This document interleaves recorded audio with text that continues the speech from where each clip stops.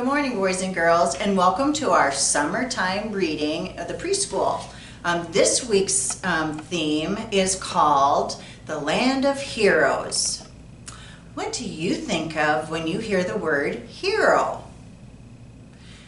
Maybe you think of people in the military? How about our firefighters and maybe our police department? Maybe it could be someone even in your own home, like your mommy or daddy, or another relation. Well, today we're going to talk about superheroes, and I thought we would start with a few superhero finger plays.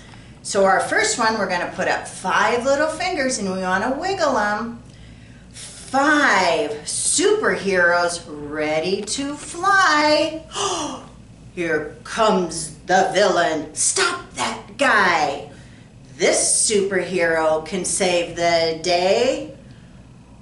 Off he flies, up, up, and away. Take it up.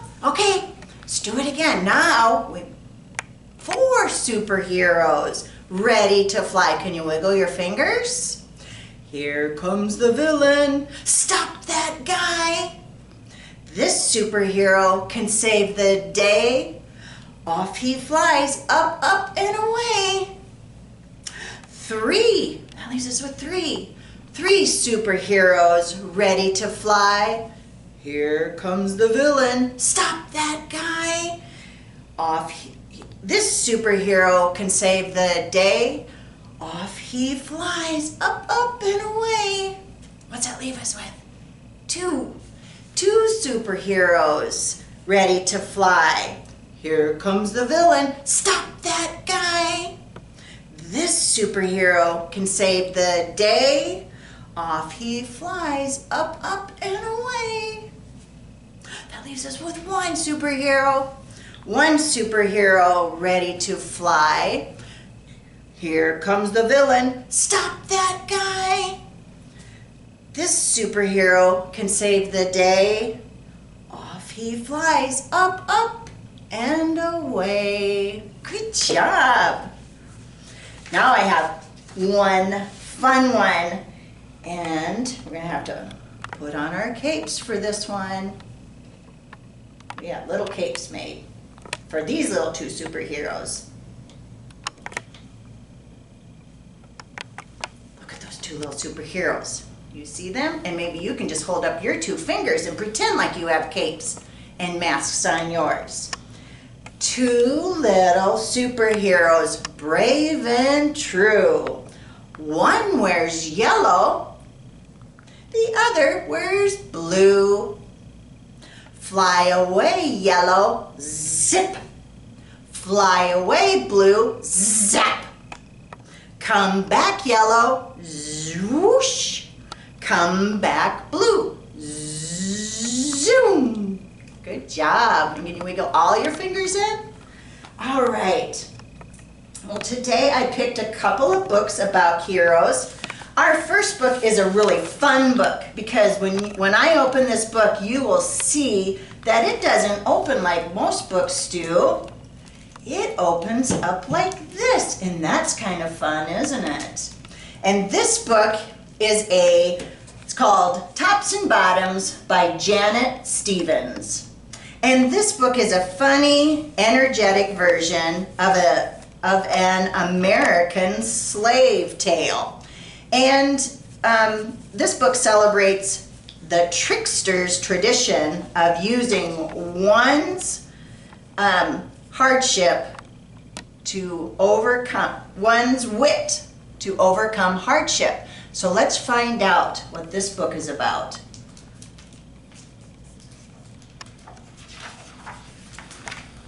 Ooh, look at all those vegetables. Tops and bottoms.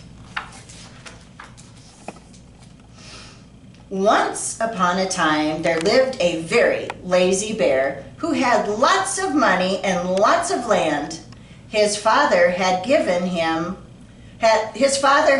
a hard worker and a smart business bear, and he had given all of his wealth to his son. But all Bear wanted to do was sleep. Not far down the road lived a hare. Although Hare was clever, he sometimes got into trouble. He had once owned land too, but now he had nothing. He had lost a risky bet with a tortoise and had sold all his land to Bear to pay off the debt. Hare and his family were in very bad shape. Hare and his family were in very bad shape. The children are so hungry, Father Hare. We must think of something, Mrs. Hare cried one day. So Hare and Mrs. Hare put their heads together and cooked up a plan. The next day, Hare hopped down the road to Bear's house. Bear, of course, was asleep. Hello, Bear. Wake up. It's your neighbor Hare, and I have an idea. Bear opened one eye and grunted. We can be business partners, Hare said. All we need is this field here in front of your house. I'll do the hard work of planting and harvesting, and we can split the profits right down the middle. Yes, sir. Bear. Yes, sir, Bear. We're in this together. I'll work and you'll sleep. Huh? Said Bear. So what will it be, Bear? Asked Hare. The top half or the bottom half? It's up to you. Tops or bottoms? Let's see, Bear said with a yawn. Oh, I'll take the top half, Hare. Right, tops. Hare smiled. It's a done deal, Bear. Let's see what happens. Look at Bear sleeping. So Bear went back to sleep, and Hare and his family went to work. Hare planted, Mrs. Hare watered, and everyone weeded. Bear slept as the crops grew. When it was time for the harvest, Hare called out, "Wake up, Bear! You get the tops and I get the bottoms."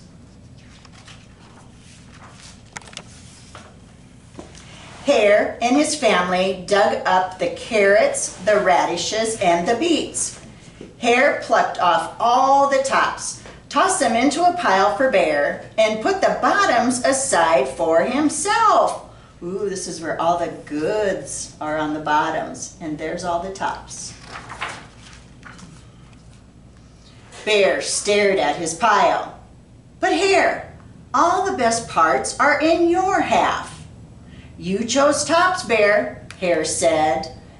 Now, Hare, you've tricked me. You plant this field again, and this season I want the bottoms. Hare agreed.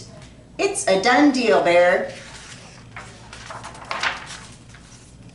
So Bear went back to sleep, and Hare and his family went to work. They planted, watered, and weeded, while Bear slept. Oh, look what's happening to Bear's house. It's fallen apart. He's sleeping too much. Bear slept as the crops grew. When it was time for the harvest, Hare called out, "Wake up, Bear! You get the bottoms and I get the tops." Hare and his family gathered up the lettuce and the broccoli and the celery. Hare pulled off the bottoms for Bear and put the tops in his own pile. Oh, so all the roots went to Bear this time, and he got everything that grew above the ground. Look at his one eye opening up. See what he says. Bear looked at his pile and scowled. "Hare, you have cheated me again." "But Bear," Hare said, "you wanted the bottoms this time." Bear growled. You plant this field again. Hare, you've tricked me twice, and you owe me one season of both tops and bottoms." "You're right, poor old Bear," sighed Hare. "It's only fair that you get both tops and bottoms this time. It's a done deal, Bear."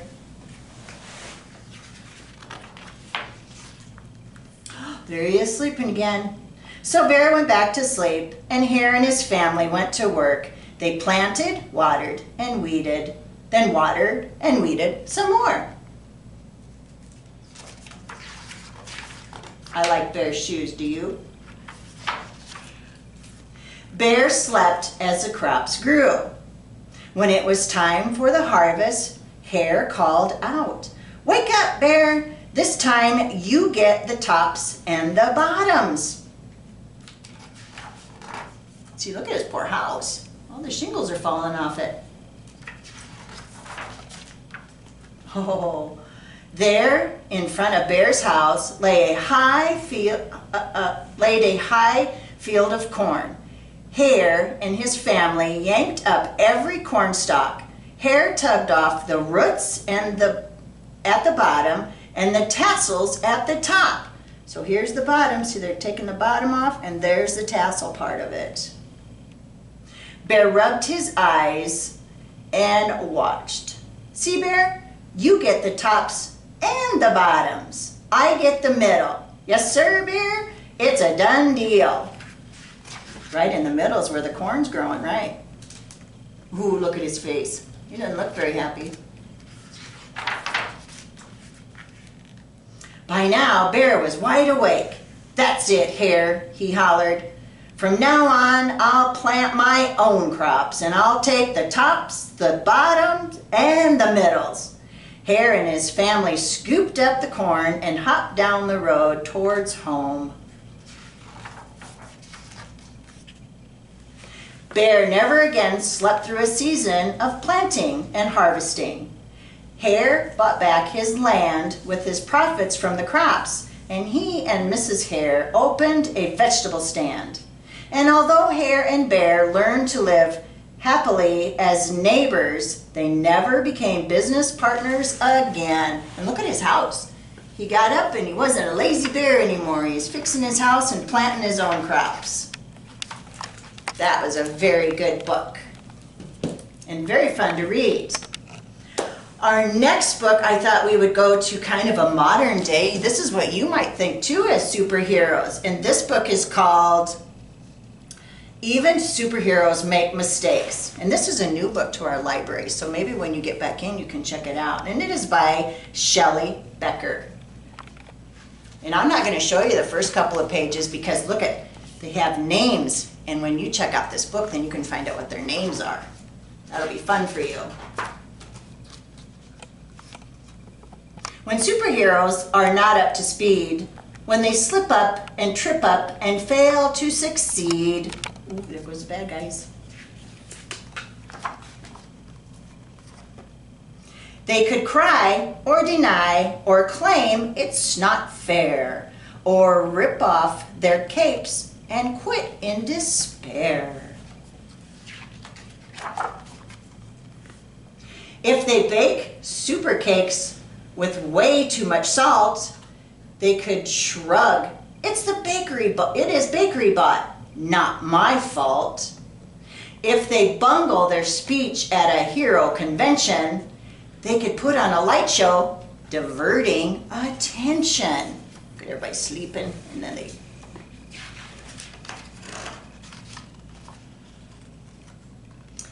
If they space out and nab the wrong guys without thought, they could choose to let bandits succeed with their plot. Oh, they have the police in chains, and here goes the bad guys robbing the bank. Uh-oh.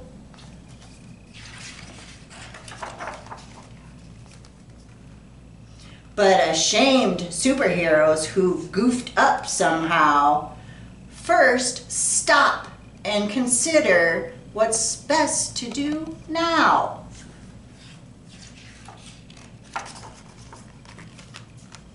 If they wake late for boot camp the very first day, they invent an alarm clock that works right away. If last year they ruined the annual choir, they train screechy voices and learn to sing higher. If they didn't prepare any clean clothes to wear, they still polish their boots and spiff up their hair.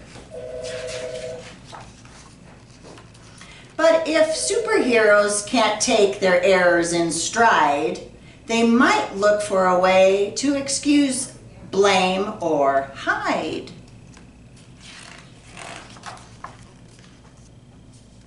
If they bashed through the planets while flying in space, they could claim someone's cape was obstructing their face. See how the cape's in front of their face and they blasted through with their little spaceship. If they build a big bridge that doesn't sit right, they could blame and call names a supercharged fight. If their rescue attempt was not super clever, they could stock up supplies and hide it forever. When superheroes are not up to speed, when they slip up and trip up and fail to succeed, they could hang their heads down. They could, but they don't. Because real superheroes just wouldn't. They won't.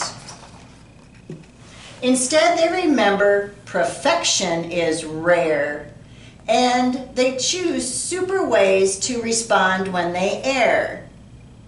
And using their powers as true heroes do, they fix what they wrecked and apologize too.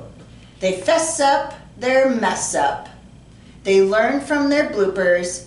Responsibility, that makes them super.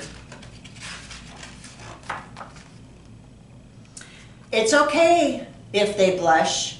It's okay if they quake. It's okay if they super regret their mistakes. But then they get up and get on with their day, saving the world in the most super way. That was maybe some new superheroes that you haven't met. So maybe next time you're in the library, you can check that one out. Well, I sure enjoyed our time together, and I can't wait until we're together again and reading those all to you in person. But for now, have a great day, and we'll catch you in a couple of weeks.